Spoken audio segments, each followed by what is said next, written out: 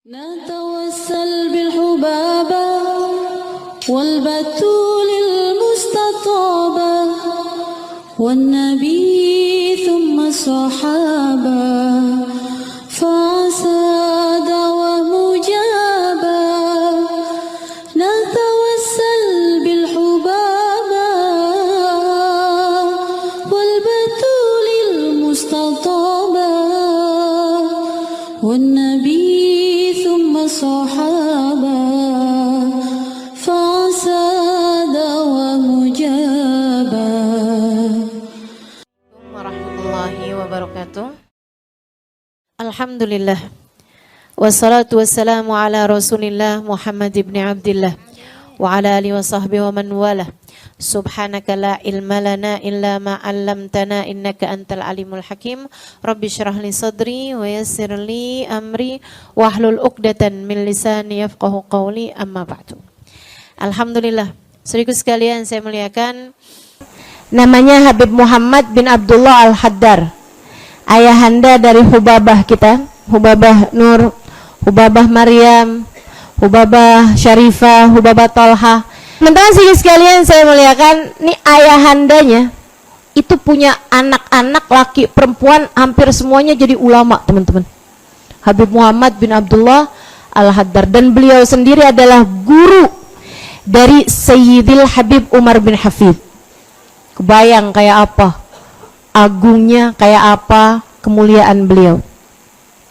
Habib Muhammad bin Abdullah Al-Haddar ini cerita yang saya dengar secara langsung dari putri beliau, Hubabah Maryam almarhumah, istri dari Habib Zain bin Smith Madinah. Kita doakan mudah-mudahan beliau panjang umurnya, sehat badannya, biar terus bisa memberkahi kita sekalian insyaallah.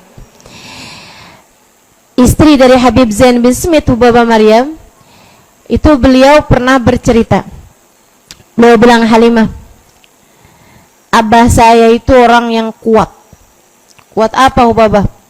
Kuat ibadahnya, kuat mujahadahnya. Makanya dia jadi seorang hamba yang tercinta di sisi Allah Subhanahu wa taala.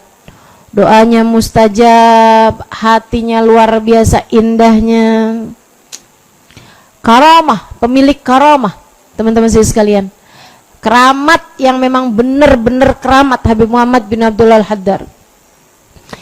Ini sekalian, oh ya, sebelum saya ceritakan nih tentang kisah ini ya, terkait dengan mujahadah beliau menahan diri dari hawa nafsu. Habib Muhammad Al-Haddar nih meninggal dunia, teman-teman.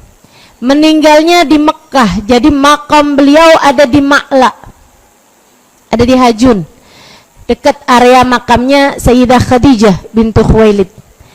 Beliau umurnya kan itu kan memang setiap berapa tahun kan kuburan dilipat tuh, digali lagi buat kubur orang lain lagi gitu. Saat dibalik tuh tanahnya tuh ada satu jenazah yang terpelanting masih utuh, bahkan kainnya masih putih. Padahal itu udah tahun hitungannya. Mereka biasanya tandain tuh, kalau jenazah nggak bisa kemakan tanah, ditandain di atasnya, taruhin batu atau apa gitu, biar nandain kalau yang ini jenazahnya nggak bisa dimakan tanah. Itu teman-teman dibuka sama mereka, penasaran siapa nih jenazahnya nggak bisa kemakan tanah. Begitu dibuka, kabarnya keciuman bau wangi, dan bahkan bibir beliau itu masih merah, bukan kayak baru meninggal tapi kayak masih hidup. Bibirnya tuh masih merah.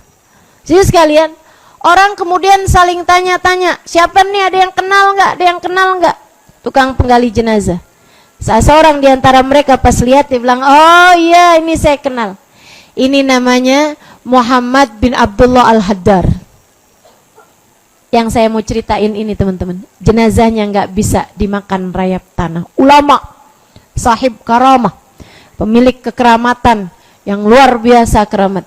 Habib Muhammad bin Abdullah Al-Haddar, teman-teman sekalian, Hubabah Maryam bercerita, kapan waktu tuh abah ada nyebut-nyebut, ini makan daging kambing guling nih, kambing bakar nih, enak nih.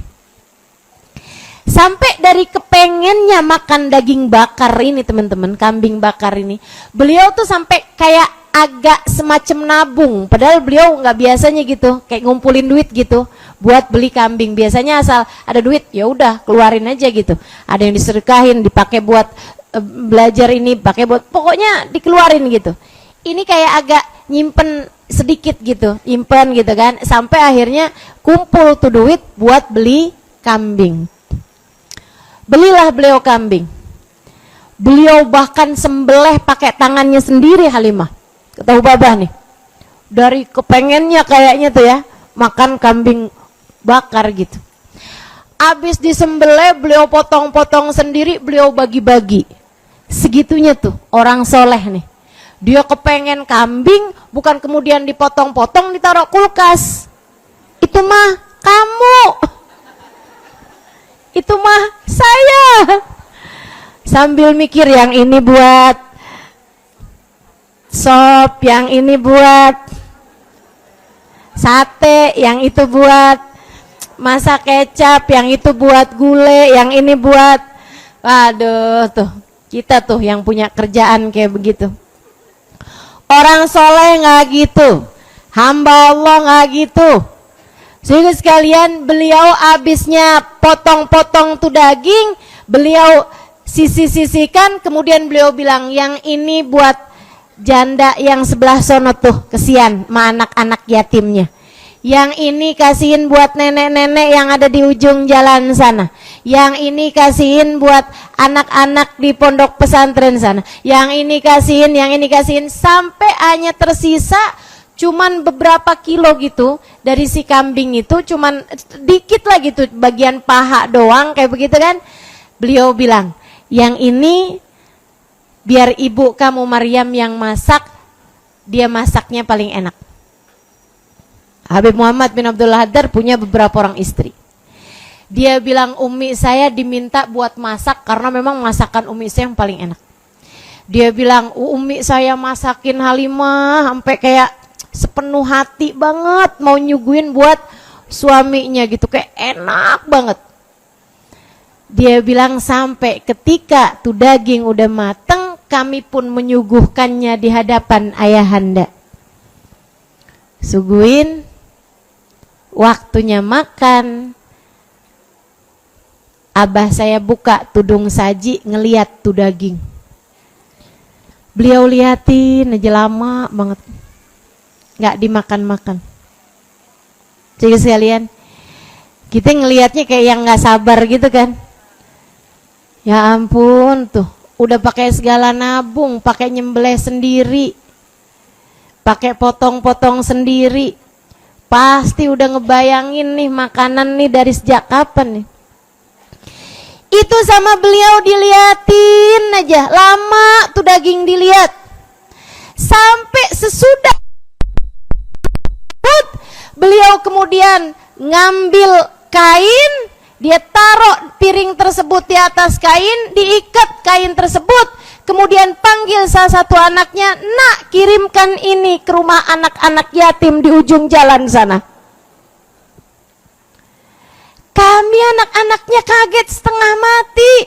Saya bilang sama abah saya, bah, nggak enak ya bah dagingnya bah. Pasti enak banget nak. Abah kok sekarang nggak mau makannya lagi bah? Abah udah nggak selera. Selera banget nak.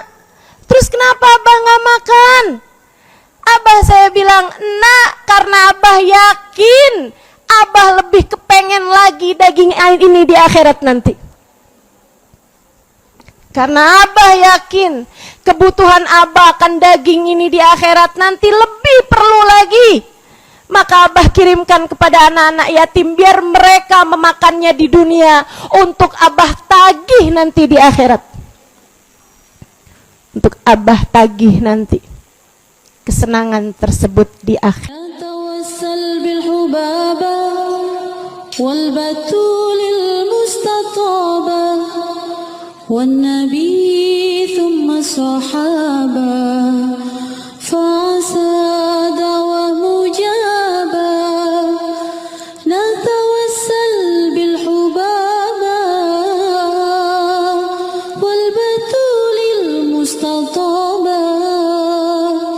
والنبي